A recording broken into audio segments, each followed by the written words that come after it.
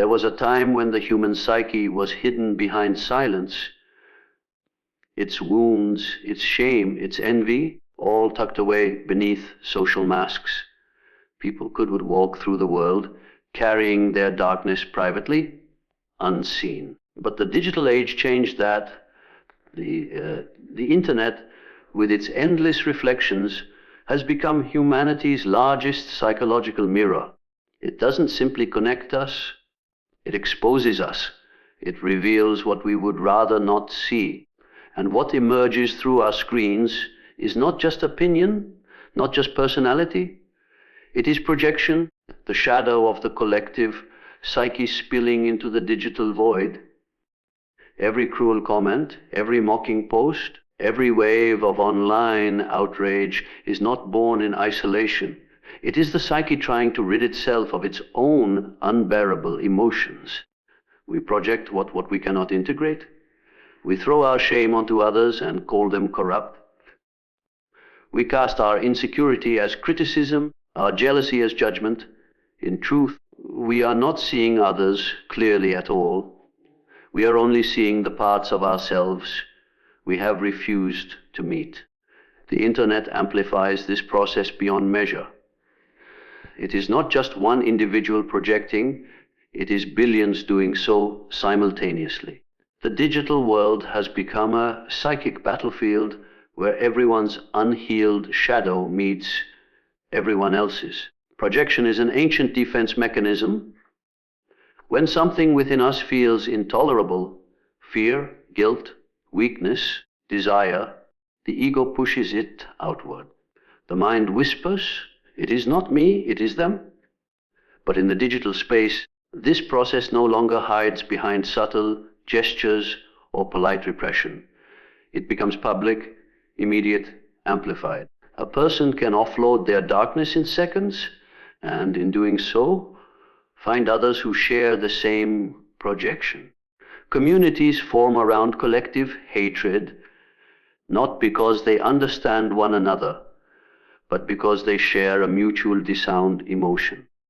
The internet becomes a hall of mirrors, millions of wounded egos reflecting each other's pain.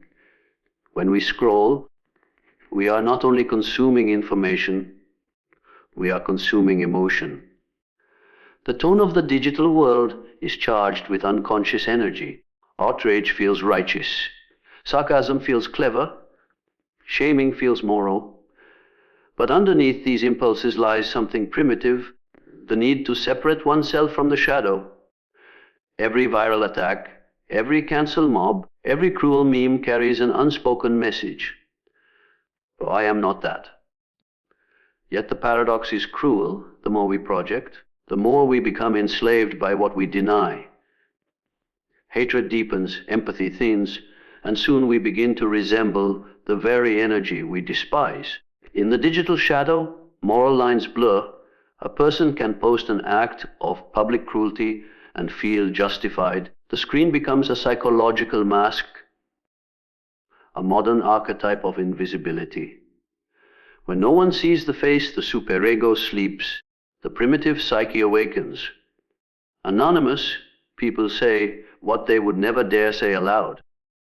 This anonymity doesn't only free the individual, it frees the unconscious. It allows the archetypal forces of the human psyche, the aggressor, the victim, the persecutor, to act without reflection. What we once encountered in dreams or myth now unfolds on timelines and comment threads. The mythic becomes mundane, and the collective unconscious speaks in emojis and arguments. The tragedy is not that projection exists, it always has, but that now it is perpetual. There is no pause, no integration, no ritual to bring awareness back. In ancient times, people projected their darkness onto myths, onto gods, onto the wildness of nature. There was still reverence in that act, a symbolic distance that allowed healing.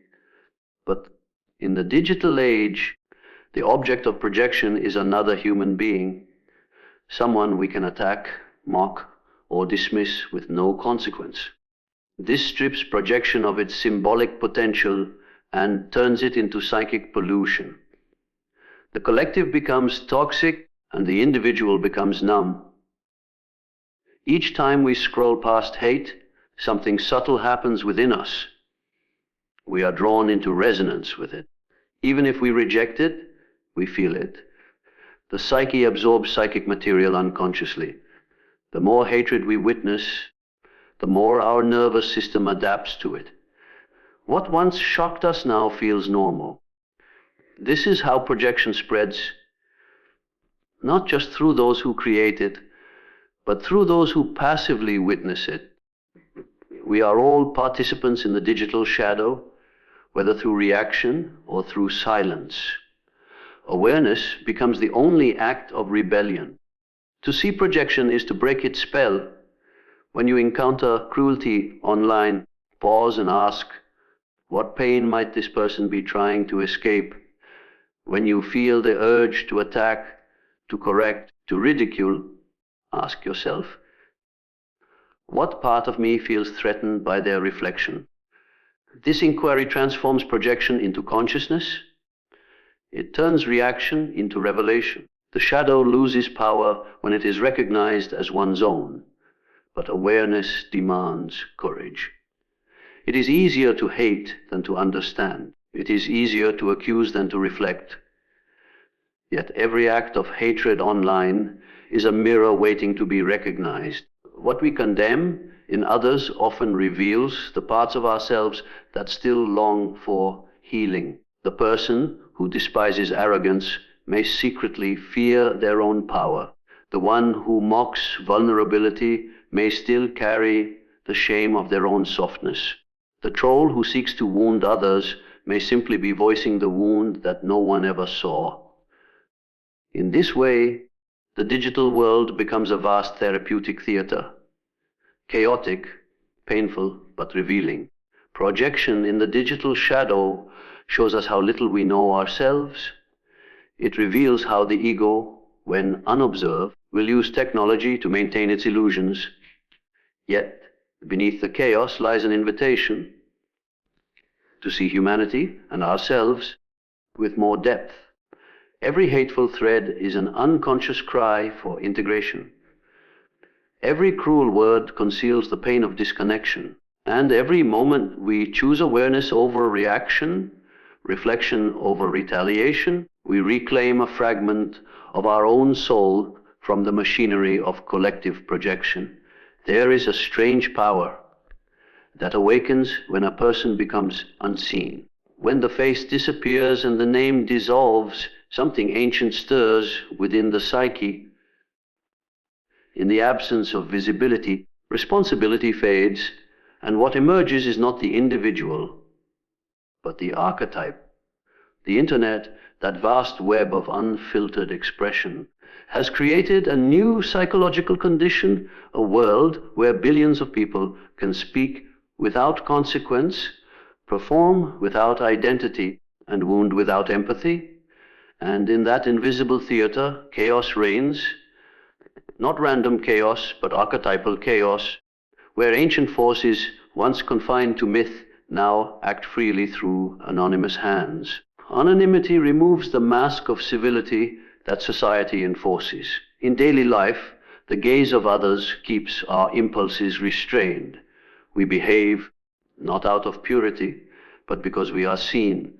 The eyes of another act as mirrors, and in that reflection, we remain tethered to our humanity. But when that mirror vanishes, when the gaze of others cannot reach us, the psyche begins to unravel. The ego, once stable in its social identity, disintegrates into fragments of a primal instinct. The person becomes vessel, channel, archetypal energy clothed in code and pixels. The internet does not create this energy, it merely releases it from the confines of repression. What awakens behind the mask of anonymity are not random impulses, but ancient psychic patterns, the trickster, the shadow, the destroyer, the victim. These archetypes take possession of the unanchored soul.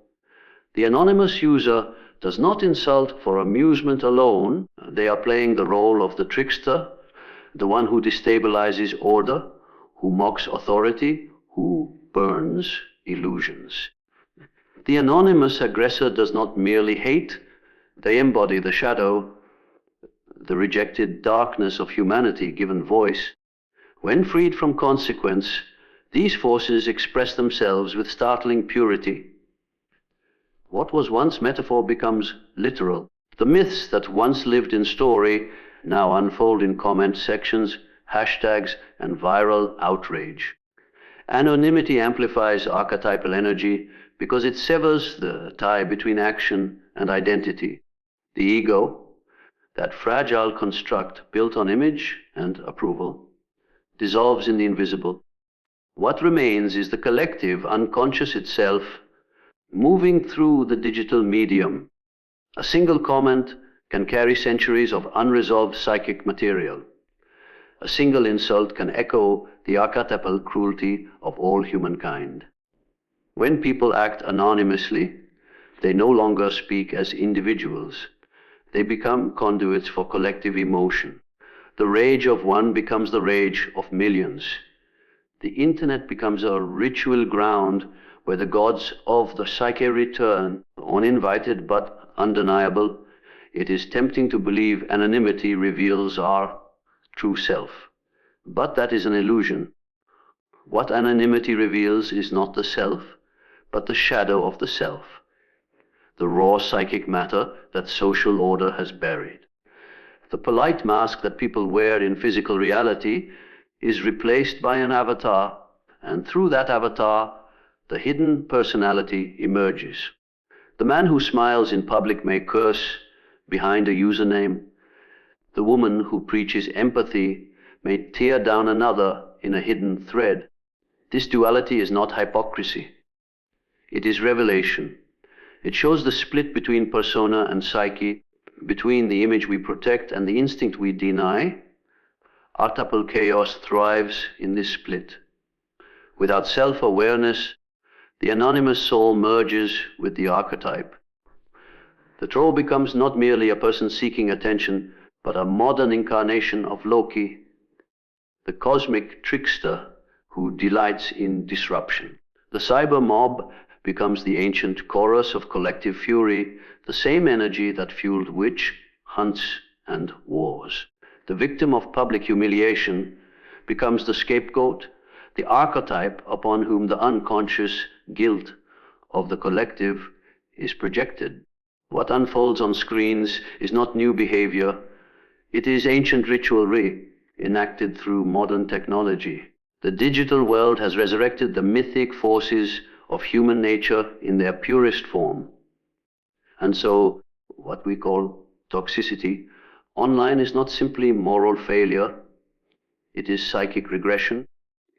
Anonymity lowers the threshold of consciousness.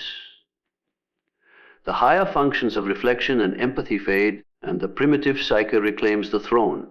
This is why people say things online they would never utter aloud. In anonymity, they are no longer bound by the civilizing gaze of the tribe. The superego falls silent, and the ID, raw desire, envy, aggression takes the stage. The mind reverts to a mythic state where emotion is action, where thought and impulse are one. Civilization collapses into the primal theater of instinct. Yet, within this chaos lies a truth too profound to ignore. The anonymous psyche reveals the unintegrated parts of humanity.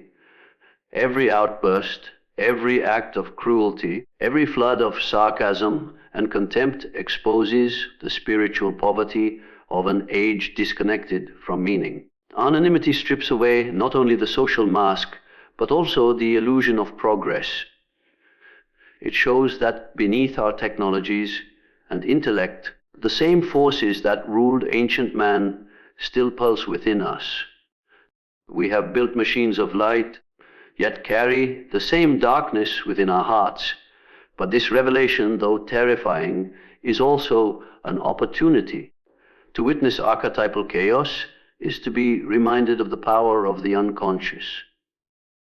The digital world acts as a magnifying glass, revealing the psychic weather of the human condition. What appears as chaos is also information, evidence of what humanity has yet to integrate. When hatred floods a comment section, it is not merely negativity, it is a sign of psychic imbalance. When cruelty spreads virally, it signals a collective need for reflection. The archetypes demand recognition, not suppression. They rise through anonymity precisely because they have been ignored in consciousness. The individual who dares to see this, or look at the anonymous storm and recognize it as the psyche made visible, stands on sacred ground. They no longer react blindly, for they see the deeper drama at play. They understand that behind every insult is an archetype trying to express itself. Behind every mob is the ancient urge to purify through destruction. Behind every troll is a wounded soul seeking power through chaos. To see this is to pierce the veil of the digital illusion and glimpse the mythic machinery of the collective mind. There was once a time when silence was not an absence, but a presence. A living field through which the soul could breathe. The stillness of dawn, the quiet between heartbeats, the wordless communion between the inner world and the outer. But in the modern age, silence has become almost extinct. The hum of machines, the endless chatter of notifications, the restless scroll of information, all form a constant storm of stimulation that drowns out the whisper of the soul. The tragedy of our time is not that we are surrounded by noise, but that we have forgotten it is noise. We mistake it for life itself. The digital age has granted us access to everything except ourselves. We live in a world that never stops speaking, yet says almost nothing of value. We consume, react, post, reply, but rarely reflect. The soul, once the quiet center of experience, is now buried beneath layers of distraction. Each vibration of a phone, each new headline, each curated image chips away at the inner space where meaning once dwelled. The mind adapts to noise like a fish to water, no longer noticing that it cannot breathe without it. Silence, once a refuge, now feels like withdrawal. Reflection feels like boredom. The soul, deprived of stillness, begins to fade. In the age of noise, attention is currency, and the soul is bankrupt. Every moment spent online is an exchange, your awareness for someone else's validation, your presence for their profit. Algorithms feed on attention the way parasites feed on blood. They learn what you crave, what you fear, and then shape your world accordingly. The result is a psychic cage made of your own impulses. You are shown what keeps you scrolling, not what brings you meaning. The soul cannot grow in such soil. It needs depth, contrast, and quiet, the very qualities that the digital landscape erases. Noise promises connection, but delivers fragmentation. It promises stimulation, but drains vitality. It promises to bring you closer to others, yet distances you from yourself. The human psyche was not designed for such incessant input. For most of history, consciousness developed through rhythm, periods of engagement followed by periods of withdrawal. Work was followed by rest, conversation by solitude, daylight by darkness. This natural rhythm allowed the psyche to digest experience, to transform information into wisdom. But now that rhythm has been shattered. We are always on, always reachable, always distracted. The psyche has no room to breathe, no space to integrate. We absorb more in a day than our ancestors did in a year, yet understand less than ever before. The result is not merely mental fatigue, but spiritual amnesia. We forget what it feels like to be whole. The age of noise seduces us with connection, but isolates us in illusion. We speak to thousands, but listen to no one. We share emotions not to feel, but to perform. The inner world becomes externalized, and the external world becomes internalized. The boundaries blur until we no longer know where we end and the collective begins. The soul, which thrives on authenticity, withers under this constant performance. It is forced to wear a digital mask to present an image of happiness while drowning in quiet despair. The more we seek validation from others, the more we lose touch with the only validation that matters, the inner sense of being aligned with truth. Noise, in its most insidious form, is not the sound around us, but the chatter within us.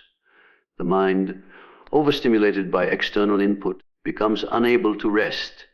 Even when the phone is silent, the inner dialogue continues, replaying, comparing, anticipating. The psyche becomes a restless machine, grinding away in the absence of peace. The soul does not shout to be heard, it withdraws. Its voice softens until it becomes a whisper drowned beneath the hum of thought.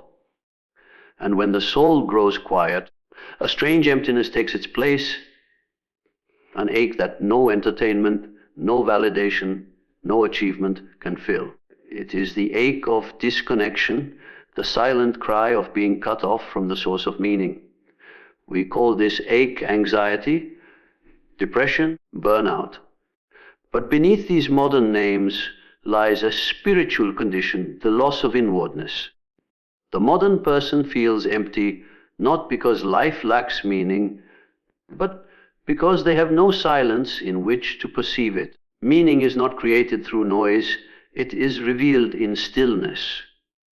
The soul speaks in symbols, intuition, and feeling, languages that cannot be heard through distraction. When we lose silence, we lose access to these inner languages. We become strangers in our own psyche, exiles in a world of constant communication. Technology itself is not the enemy, it is the mirror. It reflects the restlessness of our own consciousness, the unintegrated hunger for stimulation that we project outward. The devices are not imprisoning us, we are imprisoning ourselves through unawareness. To live surrounded by noise is not inherently harmful. To live unaware of it is. The true danger of the digital age is not the technology we use, but the consciousness it cultivates, fragmented, reactive, and shallow. The soul requires depth to survive, and depth cannot exist without silence.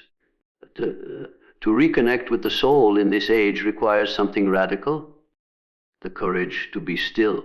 It is an act of rebellion to close one's eyes and listen inwardly while the world screams for attention. It is an act of remembrance to step away from the noise and return to the living presence within. The soul is not gone. It waits beneath the static, beneath the scrolling, beneath the compulsive need to know what others think. It waits in the breath, in the pause, in the forgotten rhythm of being rather than doing. The more one listens, the more one remembers what has been lost. And in that remembering, the fragments of the self begin to gather once more, like quiet stars reassembling the forgotten constellation of who you truly are. Every human being carries within them two worlds. One that faces outward toward others, and one that faces inward toward themselves. Between these worlds lies a mirror, invisible yet unrelenting, reflecting not who we wish to be, but who we truly are. Most people spend their lives avoiding that reflection, projecting their inner conflicts outward, turning others into villains, competitors, or threats. Yet every person we condemn becomes a mirror, showing us a part of ourselves we have refused to acknowledge. The world is not filled with enemies. It is filled with reflections of the inner enemy we have not yet made peace with. The concept of an enemy begins not in the outer world, but in the psyche. When a person feels threatened, it is rarely reality that endangers them. It is the parts of their own unconscious that they fear to meet. The qualities we despise most in others are the ones we secretly repress in ourselves. The arrogance we attack, the deceit we condemn, the weakness we mock, all are fragments of our own shadow, hidden from awareness but alive within us. The hatred we project onto others is the psyche's way of avoiding self-confrontation. It is easier to fight an external foe than to face the darkness that lives within. When you encounter someone who provokes you deeply, whose mere presence stirs anger or disgust, something profound is happening beneath the surface. You are not simply reacting to their behavior, you are encountering your own disowned energy through them. The psyche uses others as mirrors to reveal what it cannot accept consciously. Every irritation is an invitation to awareness. Every conflict is an opportunity for integration. But the ego resists this truth because it thrives on separation. To the ego, enemies are necessary. They confirm its moral superiority, its identity, its illusion of purity. Without opposition, the ego loses definition. Thus, it creates enemies as scaffolding for its fragile existence. In the age of digital communication, this psychological dynamic has intensified beyond measure. The internet has become a vast hall of mirrors where projections multiply endlessly. People no longer see one another as whole beings, but as fragments of ideas to attack or defend. Every disagreement becomes a battlefield, every differing opinion a threat to identity. The digital world allows the inner enemy to flourish because it provides infinite surfaces for projection. We can now fight shadows across screens, believing we are righteous warriors, never realizing that we are only wrestling with reflections of our own unconscious fears. The inner enemy is not evil, it is unintegrated. It holds qualities that once served us, but were rejected due to shame, fear, or social conditioning. Perhaps as a child you learned that anger was dangerous, so you buried it. Perhaps you were taught that vulnerability was weakness, so you hid your tenderness. These suppressed energies do not disappear. They wait in the depths of the psyche, seeking expression. When someone else displays the qualities we have repressed, our unconscious recognizes them instantly. What we call hatred is often recognition. The soul stirs and says, "There I am," in a form I cannot yet accept. The more we deny these aspects, the stronger they grow. Suppressed energies feed on our rejection of them. They gather power in the unconscious until they burst outward, often in destructive or compulsive behavior. This is why people repeat patterns of conflict without understanding why. They attract relationships that mirror the same wounds, confront the same archetypes, and meet the same inner enemy in different forms. Life, in its mysterious wisdom, refuses to let us escape our own reflection. It sends us mirrors disguised as lovers, rivals, critics, or strangers online. The lesson repeats until it is learned, until we can look into the mirror without turning away. To face the inner enemy is not to defeat it, but to understand it. The enemy represents disowned vitality, the life force we have exiled. When we integrate it, we reclaim lost energy, creativity, and strength. The anger we condemned becomes assertiveness. The envy we suppressed becomes aspiration. The pride we feared becomes self-respect. Every shadow once accepted transforms into light. But this transformation cannot occur while we remain trapped in projection. We must learn to withdraw our judgments and turn inward, asking not, why are they like that? But why does this affect me so deeply? The moment we ask that question, the mirror reveals its truth. We begin to see that our emotional reactions are messages from the unconscious, not verdicts about others. What we resist externally points to what we have neglected internally. The person we call arrogant may embody a confidence we were never allowed to express. The one we call weak may mirror the vulnerability we have buried. The one we despise for dishonesty may reflect our own fear of authenticity. Each encounter becomes psychological alchemy, an invitation to reclaim the fragmented pieces of our being. But this process requires humility. The ego trembles before the mirror because it cannot bear imperfection. It thrives on the illusion of control, of being right, of being better. The mirror shatters that illusion. It shows us that we are not victims of the world, but participants in it. The same darkness we see in others exists in us in different proportions and forms. To accept this is not self-condemnation, it is liberation. Only when we stop projecting evil outward can we begin to purify it within. When we realize that our enemies are mirrors, something remarkable happens. Compassion arises, not the sentimental kind that excuses harm, but the deep kind born of understanding. We begin to see that others, too, are trapped in their own projections, battling their own shadows. We recognize that every human being is both light and darkness, conscious and unconscious, wounded and whole. The world's conflicts, then, are not simply political or personal.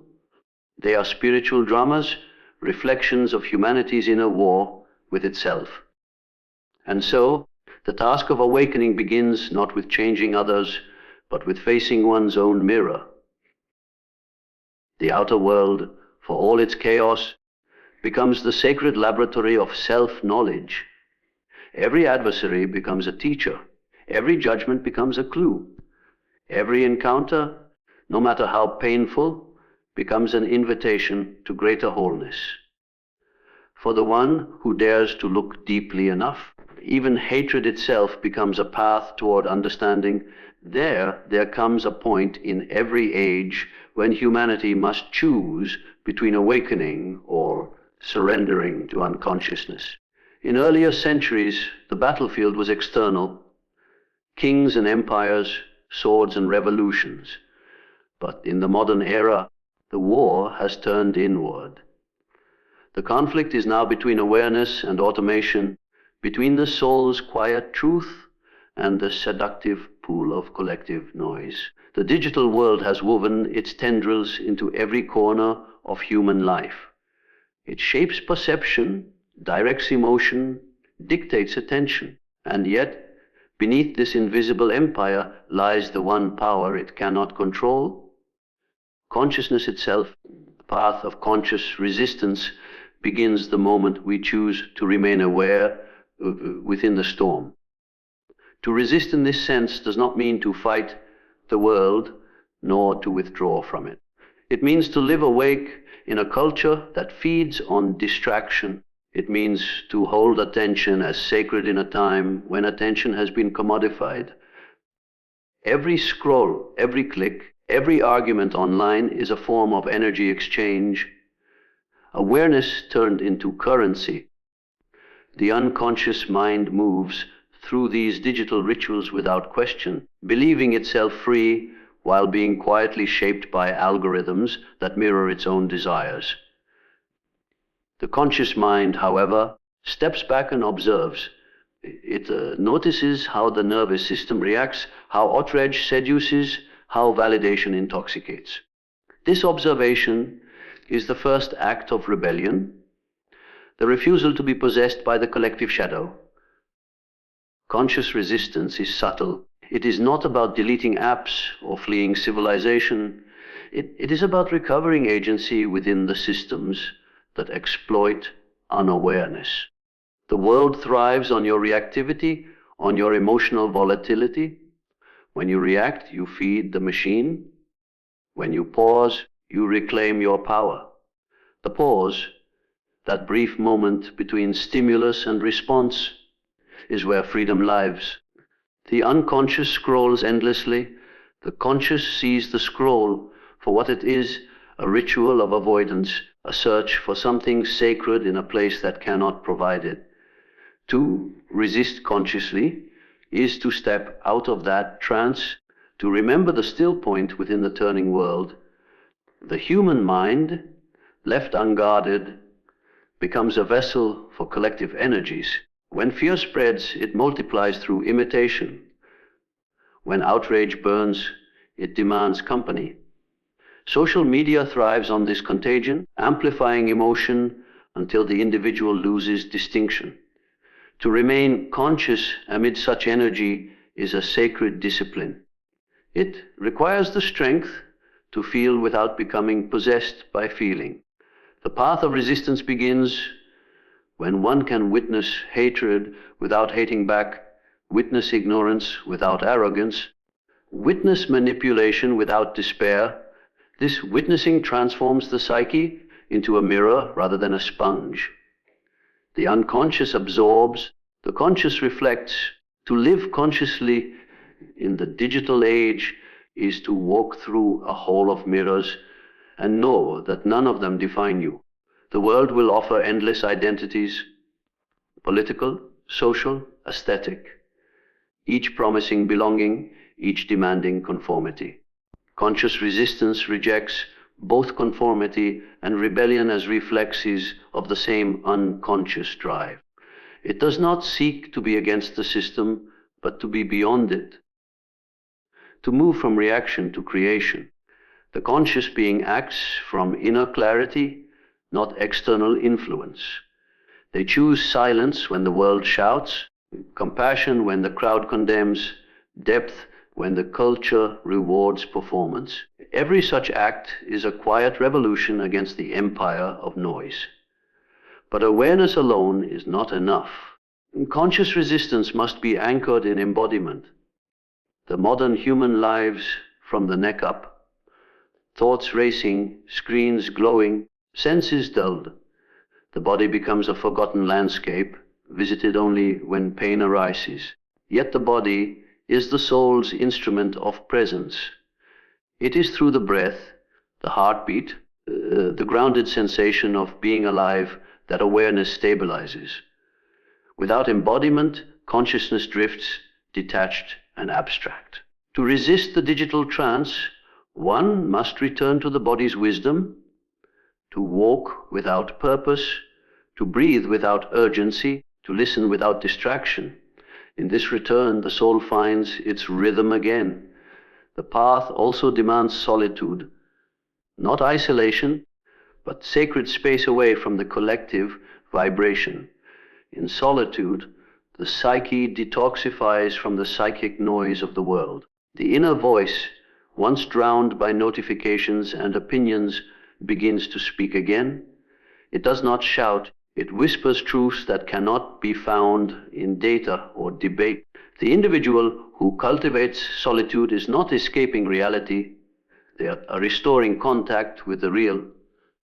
In silence, awareness sharpens, perception deepens, resistance becomes natural.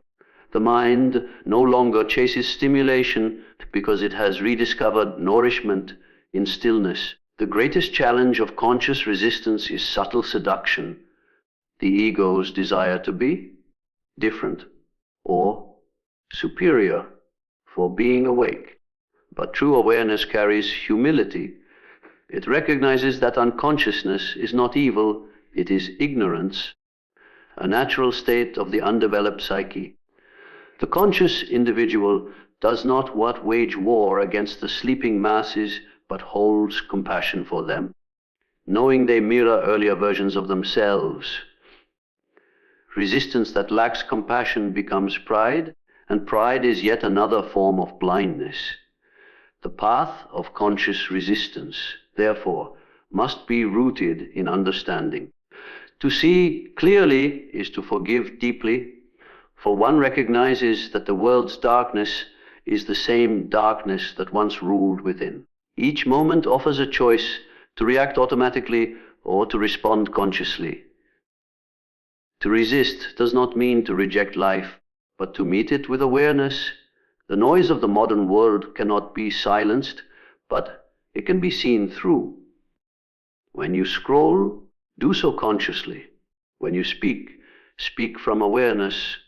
When you witness cruelty, let understanding guide your response instead of outrage. These are small acts, but together they form a new mode of being, one that no algorithm can predict, no propaganda can control, no collective hysteria can consume. Conscious resistance is the evolution of the soul in a mechanized world. It is the art of remembering the sacred amidst the artificial, of keeping the flame of presence alive in a culture that fears stillness. It is the decision, renewed moment by moment, to remain human when everything conspires to make you forget that you are